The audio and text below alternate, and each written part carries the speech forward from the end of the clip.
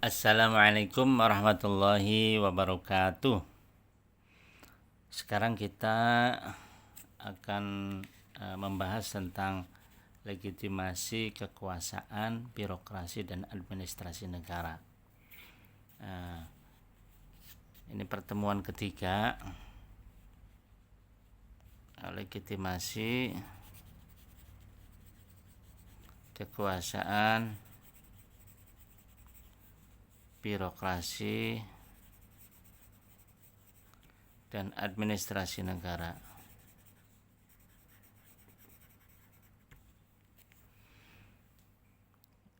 Selanjutnya kita bicara untuk bagian A ini kita bicara legitimasi sosiologis dan legitimasi etis. Sosiologis, legitimasi sosiologis dan legitimasi etis. Kalau kita bicara kekuasaan, zaman dulu kita kenal dengan raja-raja. Ini kekuasaan ini dulu berdasarkan nilai-nilai religius.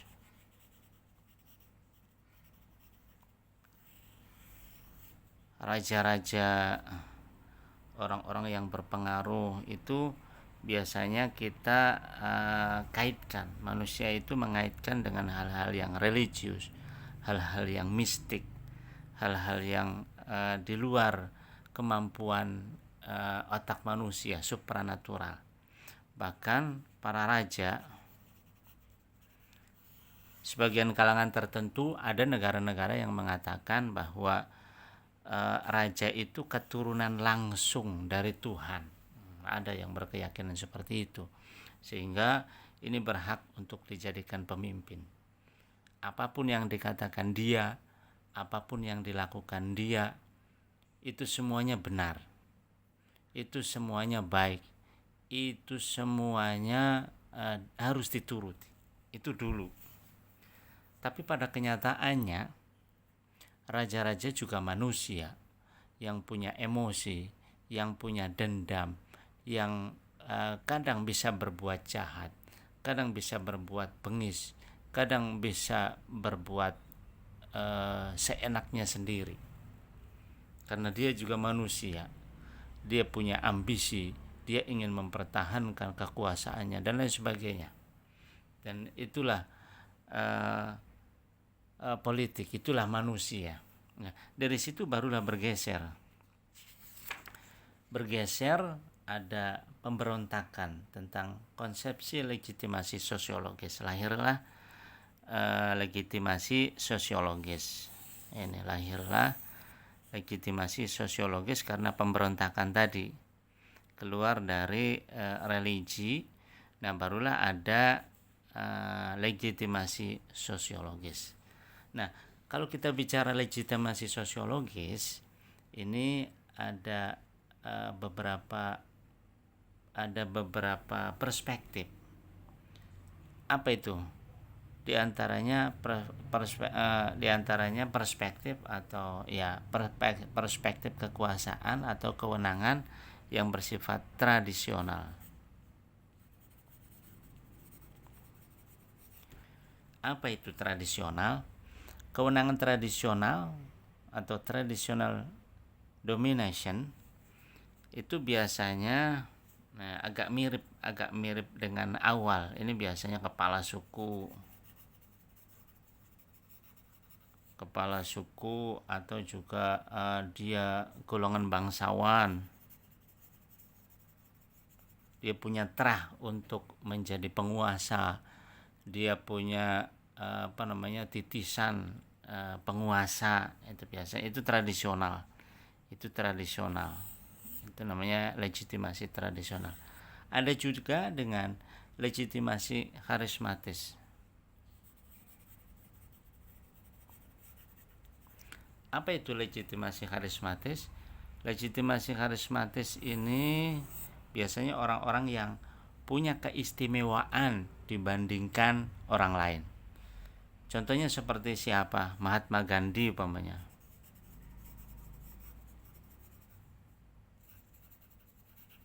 Mahatma Gandhi, atau ya tokoh-tokoh yang memiliki harisma yang luar biasa, memiliki keistimewaan yang luar biasa, yang tidak pada umumnya, yang lebih dibandingkan manusia yang lainnya. Ini karisma, karena karismanya.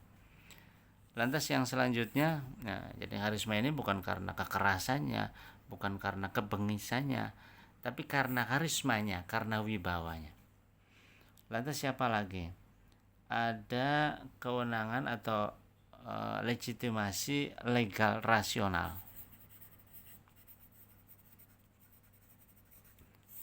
Apa ini maksudnya legal rasional ini?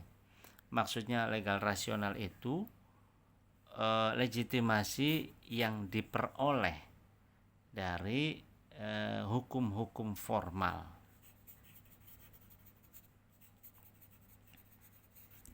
Dia dipilih dalam pemilu, dia dipilih dalam pemilihan, dia diberikan kewenangan, dia diberikan legitimasi oleh masyarakat karena memang masyarakat dengan ikhlas, dengan tulus ikhlas memberikan legitimasi itu kepada orang tersebut untuk dijadikan pemimpin dalam satu daerah umpamanya.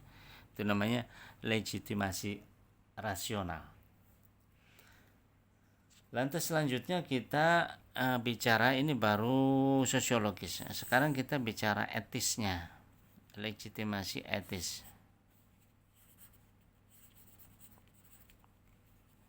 Ini asalnya lex. Lex itu dalam bahasa Latinnya hukum. Legitimasi etis. Nah, kalau kita bicara legitimasi etis, kita akan bicara tentang legitimasi bahwa setiap persoalan yang menyangkut manusia hendaknya diselesaikan secara etis. Hendaknya diselesaikan secara etis. Ini prosesnya. Prosesnya itu harus etis, sesuai etika, sesuai dengan keindahan, sesuai dengan kebenaran, sesuai dengan keadilan, sesuai dengan kesetaraan dan lain sebagainya. Kemarin kita sudah bahas tentang dasar-dasar etis itu apa saja. Yang selanjutnya bukan hanya prosesnya saja, akan tetapi landasannya. Landasannya juga harus etis. Itu yang dinamakan legitimasi etis. Lantas selanjutnya kita bicara tentang kekuasaan menurut beberapa pemikir. Kekuasaan. Kalau kita bicara kekuasaan atau kita bicara negara, yang pertama adalah negara itu harus punya penduduk, harus punya masyarakat. Yang selanjutnya harus ada wilayah teritorial. Terus harus ada apa lagi? Organisasi politik.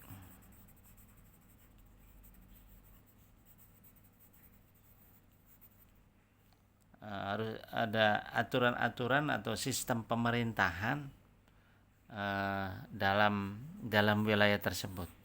Lantas selanjutnya adalah kedaulatan. Kedaulatan ini pengakuan dari negara luar, pengakuan dari tetangga-tetangga bahwa di sini atau seumpamanya Indonesia ini negara berdaulat. Ya, negara-negara lain juga mengakui bahwa Indonesia adalah sebuah negara yang berdaulat. Nah, itu kekuasaan. Kekuasaan dalam sebuah negara harus ada 4 unsur itu. Lantas apa lagi? Nah, kalau kita bicara menurut para ahli, yang paling terkenal yang pertama adalah Plato. Kita bicara Plato, ini biasanya bicara legitimasi kebaikan. Apa itu legitimasi kebaikan? Ya, bahwa Plato mengatakan Ini tentunya terpengaruh oleh gurunya yaitu Socrates.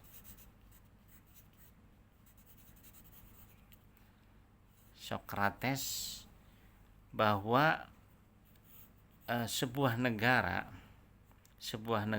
itu harus dipimpin oleh orang yang punya legitimasi kebaikan.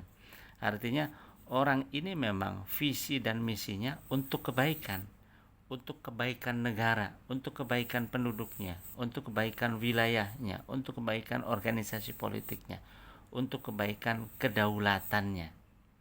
Di samping secara internal untuk kebaikan negaranya, secara eksternal juga untuk kebaikan dunia. Ini menurut Plato. Apakah itu sama dengan Thomas Aquinas? Yang selanjutnya,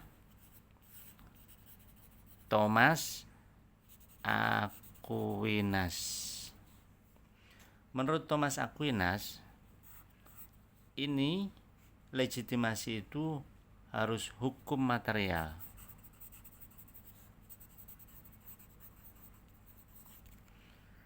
Hukum material itu ya tentang jual beli, terus distribusi pasar,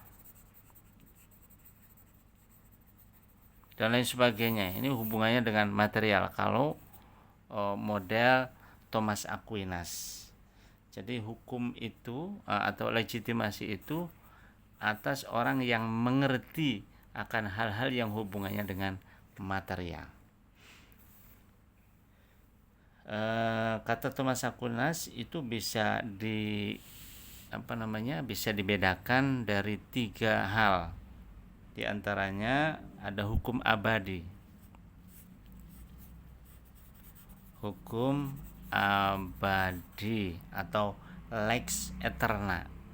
Hukum abadi itu artinya apa? Hukum abadi itu pijakannya adalah Tuhan,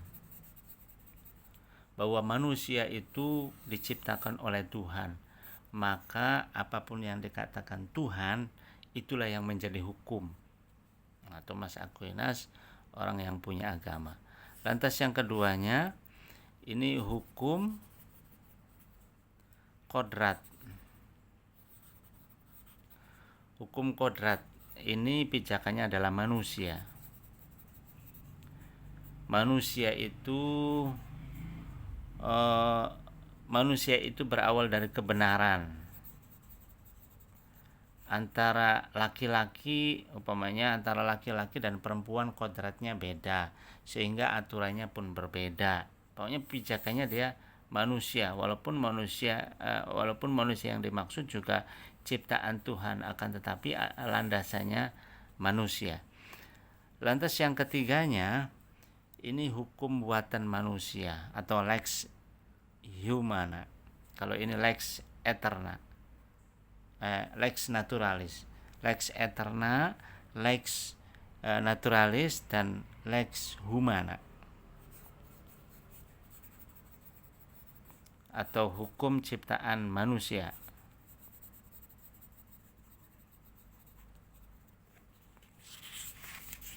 Oke. Yang selanjutnya ini ada ahli namanya Niccolo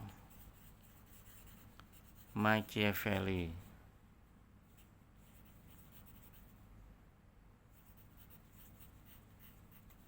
Niccolo Machiavelli. Dan Niccolo Machiavelli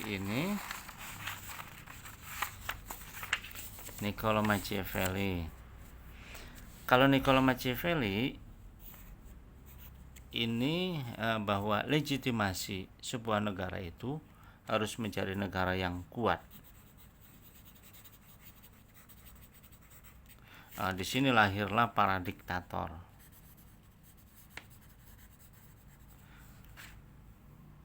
Jadi menurut Niccolo Machiavelli bahwa sebuah negara itu punya legitimasi kalau dia kuat untuk bisa mengatur rakyatnya, merebut kekuasaan, mempertahankan kekuasaan, itu dia harus kuat banget. Di situ lahirlah siapa itu? Adolf Hitler.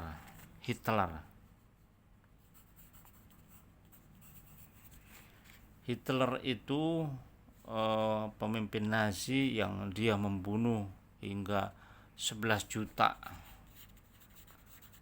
juta manusia. Cuma jutaan manusia ini dibunuh oleh Hitler, dan sebagiannya dibunuh oleh Hitler. Terus bukan hanya 11 juta, tapi Hitler ini menarik dunia agar bisa melakukan peperangan hingga terbunuh 70 juta orang. Bukan hanya 11 tapi 70 juta orang. Ini Hitler. Lantas selanjutnya ada Mao Zedong.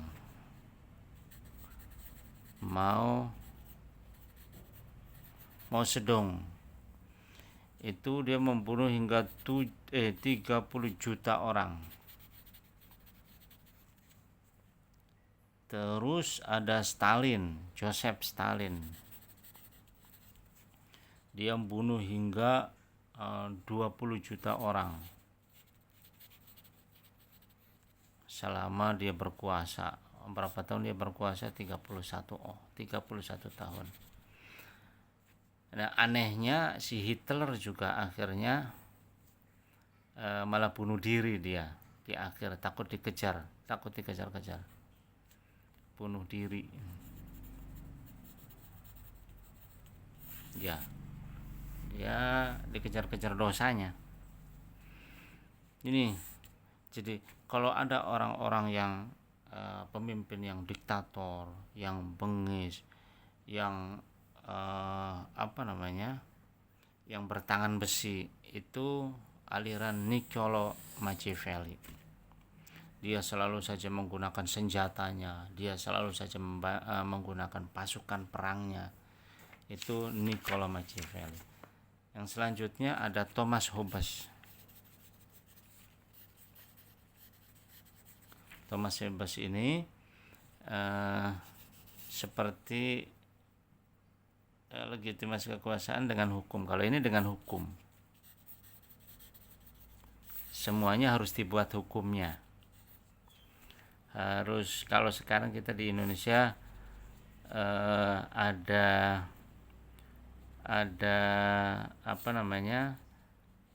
legislatif yang membuat hukum, ada eksekutif, dan ada yudikatif. Yang membuat hukumnya legislatif, yang melaksanakan hukumnya itu ada namanya presiden, dan ada yang menegakkan aturannya namanya ada para penegak hukum.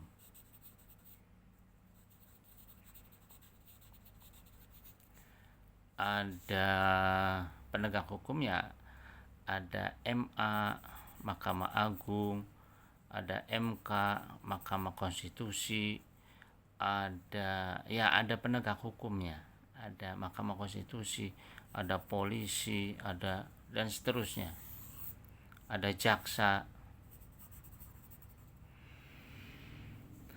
Nah, ini Thomas Hobbes. Lantas selanjutnya ada J.J. Rousseau.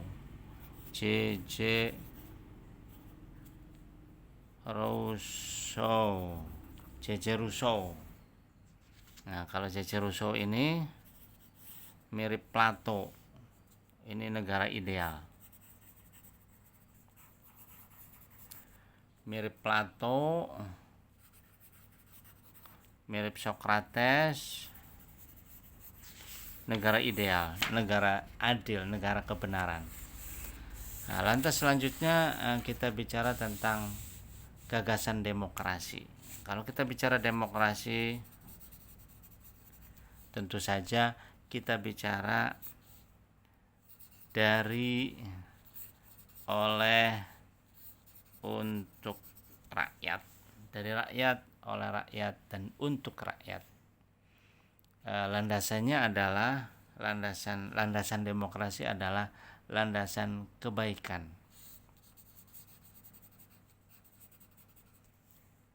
Bahwa manusia itu bernilai tinggi dan mempunyai kebaikan. Itu yang pertama. Lantas yang keduanya, bahwa manusia itu mempunyai konsep kebebasan. Jadi baik, tapi dia punya kebebasan. Lantas yang selanjutnya, aturan hukum.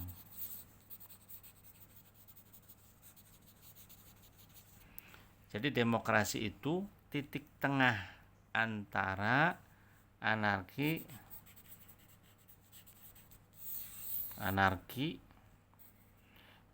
chaos, ribut terus, dengan keadilan.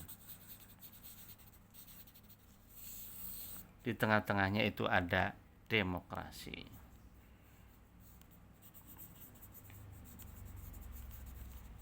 Ada demokrasi. Di tengah-tengah antara anarki dengan keadilan itu ada demokrasi.